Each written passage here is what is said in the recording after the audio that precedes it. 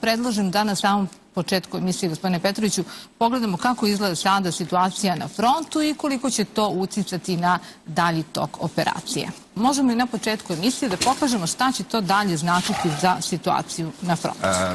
Evo, ovako, Ukrajinci su nakon 2015.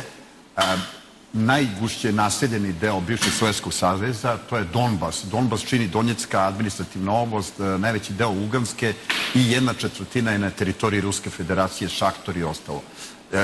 To je izuzetno gusto naseljeno, tu je živelo pre rata 8,5 do 9 miliona stanovnika na teritoriji malo manje od teritorije Hrvatske. Dakle, oko 53.000 kvadratnih kilometara imaju Donjecka i Luganska administrativna oblast. Pored niza utvrđenja su postavljena 3 zida, ili da tako kažem 3 linije. Prva linija je bila Lisičansk, Severno-Donjeck i išlo je nadalje. Ovo se može smatrati drugom linijom utvrđenom od Njujorka dole, Bahmut, Soledar, Seversk. I treća, posljednja linija uoči stepe je Konstantinovka, Druškovka, Kramatorsk, Savjansk. Otuda je probijanje ove linije veoma značajno. 12. januara je zauzeta centralna aglomeracija Soledara. Prodrto je 30 km na zapad, 40 km široko. I sa te platforme je udarano na aglomeraciju Bahmuta. Padale su jedna po jedna gore prigradska mesta. A sa južne strane je daleko ruska strana bila udaljenija od prilaza gradu. Mi ćemo vidjeti Ivangrad, Kveševka, Kurdjumovka i ostala mesta su južnije od grada. Dakle, ruska strana je uspela da dođe, naročito posle pada Jagodnoje i ostalih mesta, u prilaze severnom delu grada, što nije slučaj sa južnim, a odmah je bio udar na istočni deo grada još od oktobra. Ovde je Bahmutska reka i prodiralo se prilično sporo, zauzet je istočni deo grada, pa severni, pa južni, pa se onda prodiralo u zapadnom pravcu, ali su paralelno bile bitke na flankovima, odnosno na bokovima. Tako da se došlo na liniju ovde Hromovo-Bogdanovka, a ovde Ivanovskoja, odakle se nije moglo dalje ići i kao što vidimo presečeni autoput za Slavjansk gore, ali ovaj magistralni put preko Časovog Jara je ostala posljednja žila kucavica. Ono što je interesantno da su Ukrajinci ušli u magiku privlačnosti, propagandnom smislu Bahmuta i uložili ogromne snage, umesto, što bi bilo možda logičnije, da su pokušali da na širokom prostoru od Zaporožja grada do otprilike Marinke, gde je Azovsko more, pokušaju da probiju. Tu imate 110, odnosno 130 km u vazdušnoj liniji.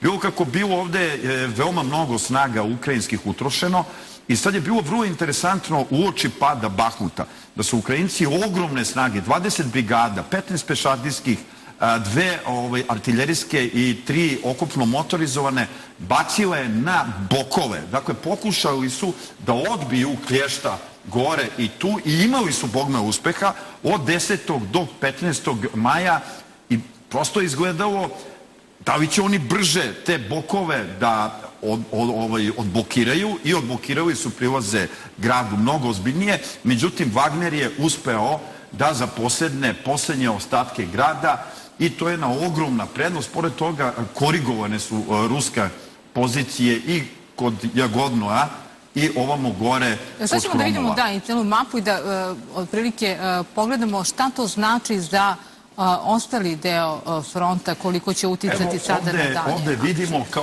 kao što vidimo, to je taj centralni deo fronta, ovde je otprilike Njujork, ovo je Artjomovsk, ovo je Soledar i gore je Seversk. Dakle, kada posmatramo stvari, vidimo, evo, to je ta izbočina padom Soledara, odakle je bilo vrlo udobno, to je i reč na ruskom, da se udara i sa severa, i sa juga, i sa istoka i da se ta Klješta prosto zatvaraju, čime je ukrajinskoj strani pretile 2 mogućnosti. Prva, da se istisnu iz grada, što se i desilo, i druga, da se preseče koridor, što je odblokirao general Sirski smanjenjem oštrine bokova. Međutim, na kraju je Wagner uspeo da realizuje. Sad, šta je sad očekivati? Ovo je jedna ravnica 150 metara nadmorske visine. Od Časovog jara, koji je do 20 km udaljen od Artjomovska, počinju uzvišice oko 200 metara. To nisu velike, ali to mnogo znači 50 metara uzvišica i tu su iskopine gline. Dakle, tu postoje podzemni kanali prilično pogodni za neku odbranu. Međutim, glavna odbrambena linija je takozvani kanal. O tome govorimo već 5 meseci. To je aktuelno već 5 meseci. Taj kanal ide od juga ka severozapadu, što znači on bi bio još udobnija odbrana jer je tu nasip iza i put. Međutim, šta bi to značilo? Oni bi ovde kod Soledara morali veliku teritoriju da žrtvuju i da izgube gore Seversk. U ovoj situaciji, ako se ne povrati Artjomovsk od strane Ukrajinaca, oni bi morali u nekom trenutku da izgube Seversk i da dođu do tog kanala. Ono što je njihov džoker još uvek jeste da trupe koje su preostale imaju iskustva u gradskim borbama, a pošto se Wagner sada odmara, sada je veliko iskušenje na regularnim trupama, profesionalnim trupama, to su profesionalne trupe ruske da to odbrane i veoma je važno da se sad uzme Hromovo i odbace Ukrajinci zapadnog grada. Pričat ćemo još o frontu